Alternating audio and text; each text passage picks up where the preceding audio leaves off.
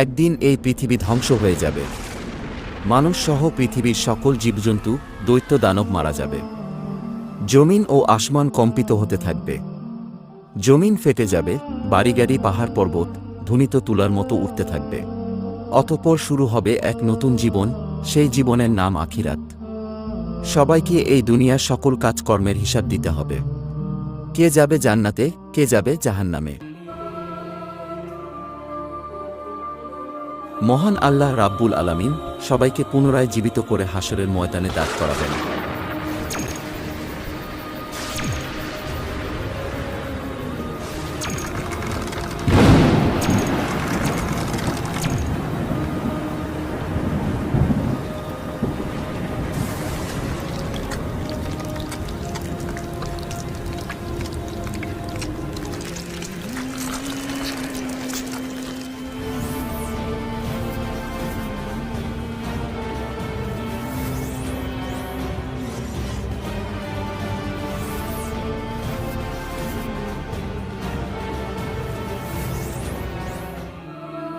সেদিন প্রত্যেক মানুষকে 5টি প্রশ্ন করা হবে। হাদিস শরীফে এসেছে, কিয়ামতের দিন কোনো আদম সন্তান 5টি প্রশ্নের উত্তর দেওয়া ছাড়া এক পাও নড়তে পারবে না।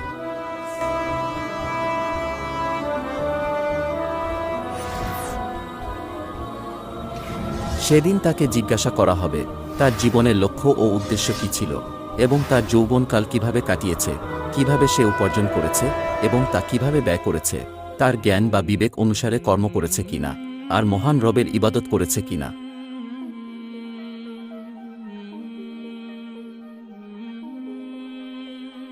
সে নিজের স্ত্রীকে আগুনে পুড়িয়ে হত্যা করেছে, অতঃপর সে জাহান্নামী।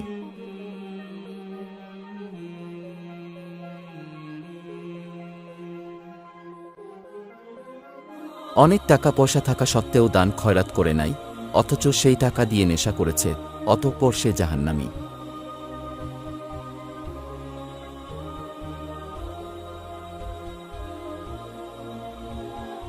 সে একটি মেয়ের সাথে জিনা করেছে এবং সে সর্বদা খারাপ কাজে লিপ্ত থাকত, অতঃপর সে জাহান্নামী।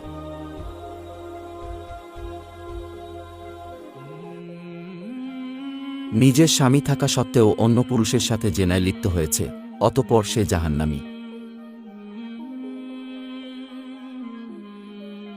ইসলামের দৃষ্টিতে সুদ ও ঘুষ হারাম, এই হারাম কাজে লিপ্ত হওয়ায় অতঃপর সে জাহান্নামী। আল্লাহ ব্যতীত অন্যজনকে রব স্বীকার করেছে এবং মূর্তি পূজা করেছে, অতঃপর সে জাহান্নামী। যারা তাদের কৃতকর্মের কারণে জাহান্নামে যাবে, তারা অনন্তকালের জন্য জাহান্নামের কঠিন শাস্তি ভোগ করতে থাকবে।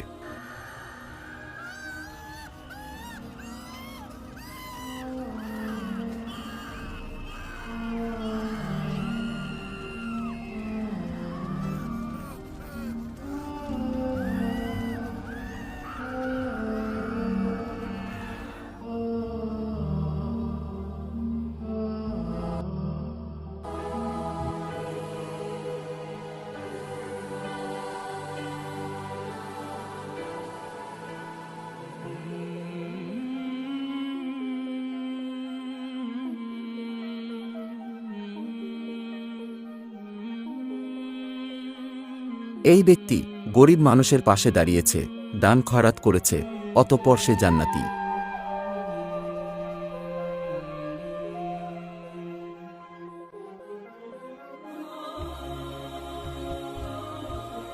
সে হালাল পথে টাকা রোজগার করেছে এবং নামাজ কালাম আদায় করেছে, অতঃপর সে জান্নাতি।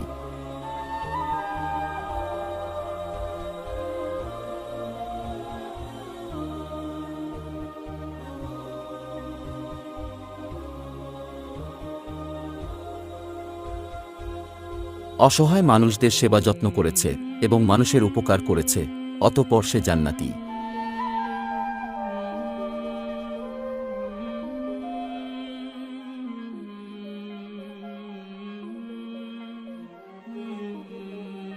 কুরআন ও হাদিসের কথা শুনে তওবা পাঠ করেছে এবং মহান রবের উপাসনা করেছে, অতঃপর সে জান্নাতি।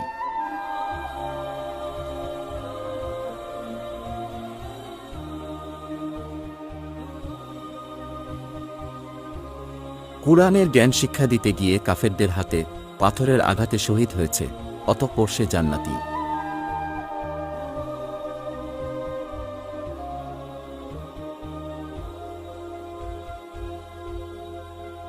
যারা তাদের ঈমান ও আমলের কারণে জান্নাতে যাবে, তারা অনন্তকালের জন্য জান্নাতের নাজ নেয়ামত উপভোগ করতে থাকবে, যা কখনো শেষ হবার নয়।